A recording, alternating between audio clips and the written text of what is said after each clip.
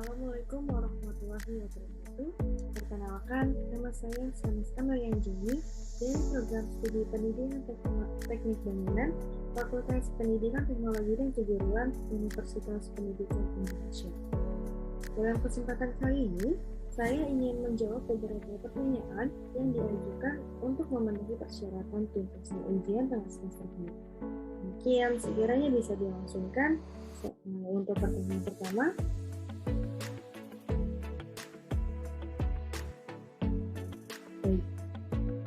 pada penyelenggaraan sekolah, bidang-bidang yang harus dikelola oleh sekolah itu terdapat beberapa, yang dimana diantaranya adalah yang pertama, bidang manajemen kurikulum pendidikan.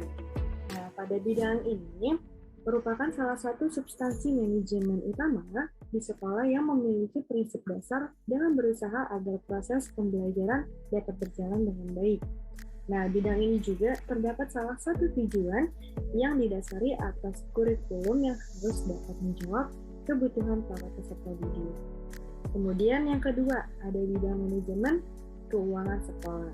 Nah, bidang manajemen keuangan sekolah adalah seluruh proses kegiatan yang direncanakan dan dilaksanakan atau diusahakan secara sengaja dan sungguh-sungguh, serta pembinaan secara berlanjut terhadap biaya operasional sekolah sehingga kegiatan pendidikan lebih efektif dan efisien serta membantu pencapaian tujuan pendidikan.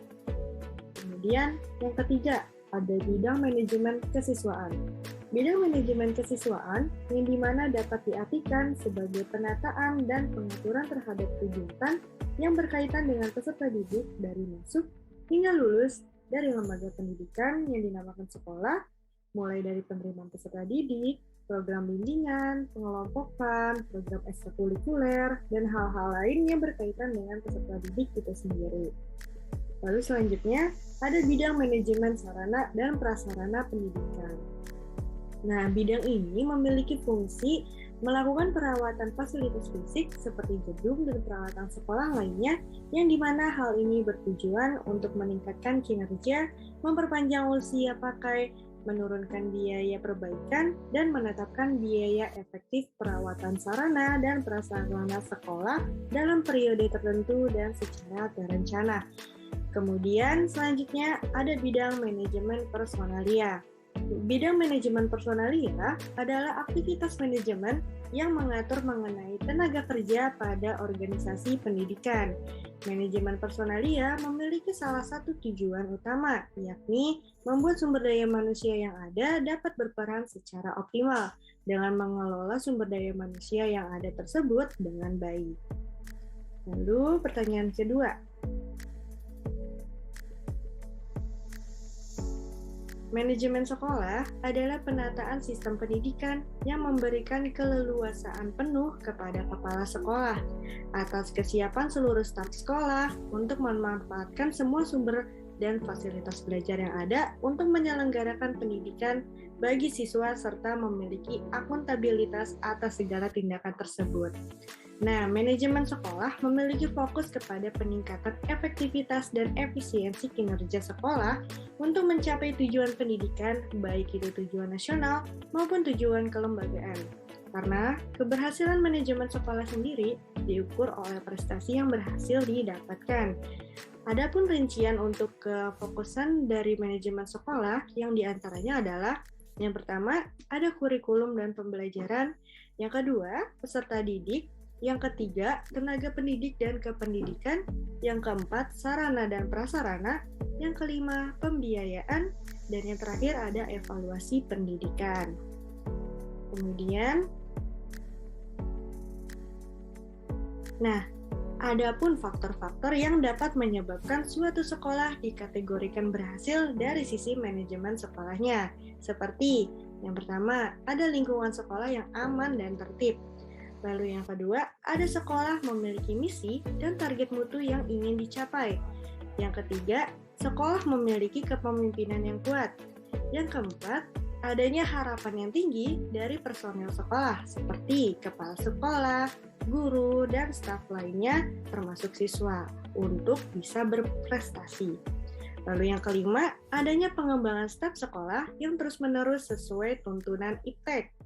Lalu yang keenam, adanya pelaksanaan evaluasi yang terus-menerus terhadap berbagai aspek akademik dan administratif. Dan yang terakhir, adanya komunikasi dan dukungan intensif dari orang tua murid atau masyarakat.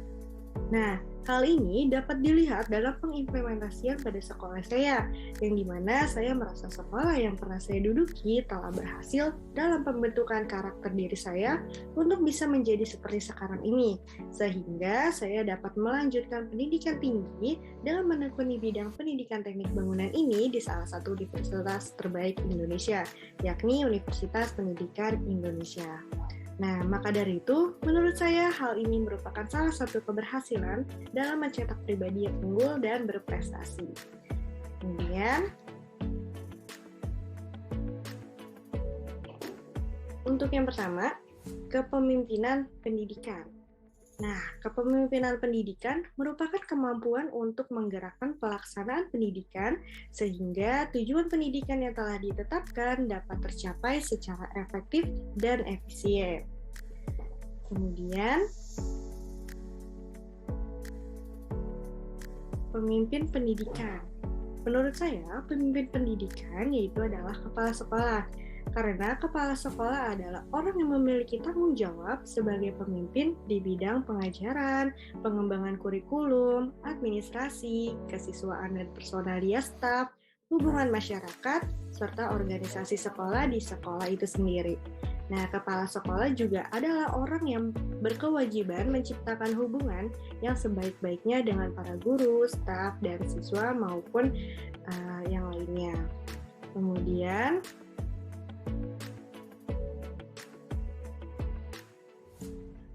menurut saya, pemimpin harus memiliki keprofesionalan dalam pembentukan visi dan misi, serta strategi manajemen pendidikan yang akan dijalani secara utuh dan berorientasi kepada mutu. Seorang pemimpin juga harus memiliki karisma dan juga dapat dipercaya.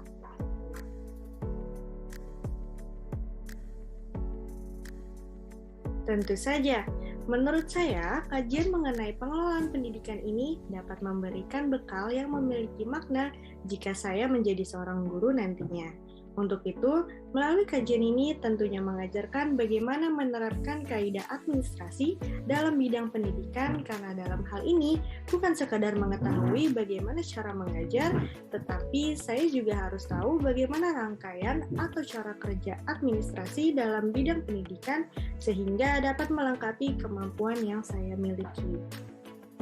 Mungkin cukup sekian yang bisa saya paparkan, kurang lebihnya mohon maaf, serta saya ucapkan terima kasih. Wassalamualaikum warahmatullahi wabarakatuh.